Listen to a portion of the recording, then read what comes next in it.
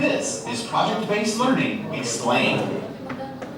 Most adults live in a world of projects. Whether it's a job assignment, home improvement, or planning a wedding, we need to actively solve problems.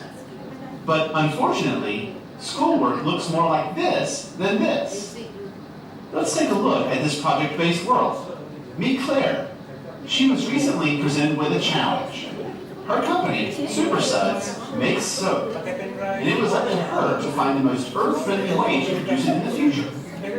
Her boss gave her a budget and a few requirements, and it was up to her to come up with a solution. She organized and managed a team who researched the options and created materials summarizing the issues. Claire's team asked for feedback and presented their findings to the boss. Claire came out of the project looking like a rock star, and she learned a lot about green products. If you look closely, Claire's success involved critical thinking, collaboration, and communication, things that aren't often taught in traditional classrooms. The world needs more Claires, so how do we get them?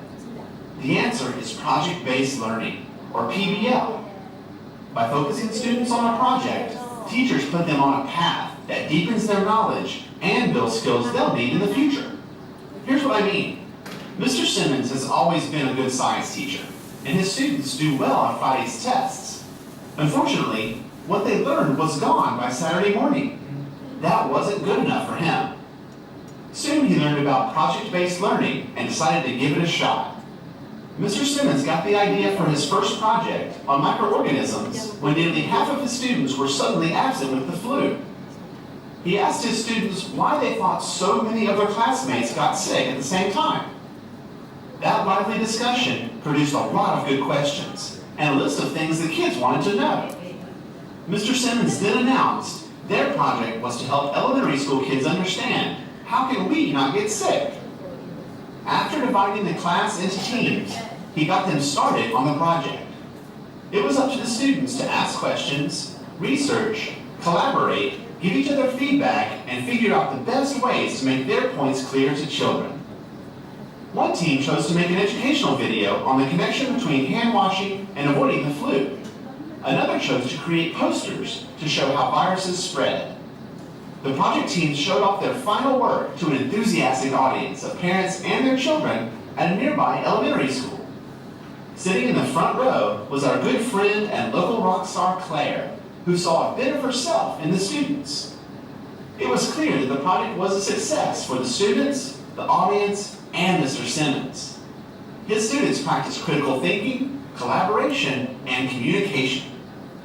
The project wasn't about memorization, but learning in depth about viruses and how to prevent spreading disease, a lesson they will never forget.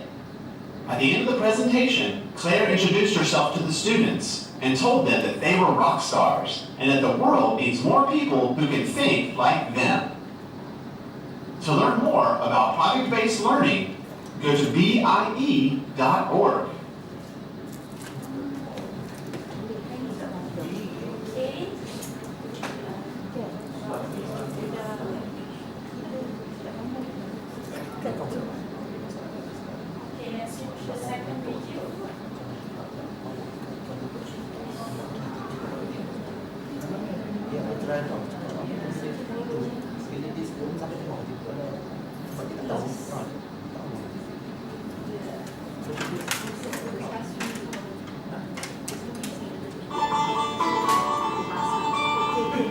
I realize how much more they learn when I see that they take action and they're applying the skills that they learn in here. I feel like I've done my job as a teacher.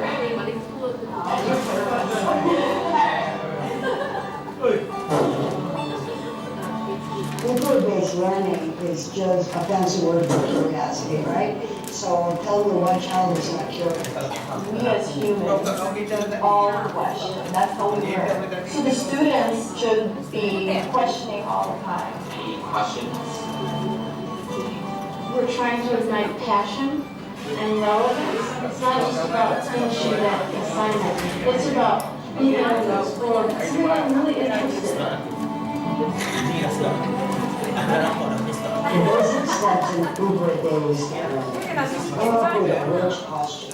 Question doesn't have the answer already. You begin with the questions that you really want to explore in a unit. And then each unit has lines of inquiry that the students will be investigating. And the lines of inquiry are developed by the teacher with a lot of input and feedback from the students. And that becomes the direction that the teacher takes the content. So the teacher will resource kids with opportunities to explore things that they're interested in within that line of inquiry. So kids are getting to stand these bigger questions and being able to create evidence of their understandings and their learnings in all kinds of ways that the kids get to pick. So for instance, we're doing a money unit right now. We're studying billionaires. The theme billionaires was not chosen by the teachers per se. It stemmed from the students' inquiries. When we were going through the inquiry process and they were asking all these questions, a common theme that kept coming up was, why are some people so rich and other people are not rich? Remember a lot of people wondering why some people don't have as much money. Remember that? Okay, so those questions led to our investigation. We had a huge discussion about why we're studying billionaires, and it's not because they're superhumans or that they're rich or they're cool because they have a lot of money.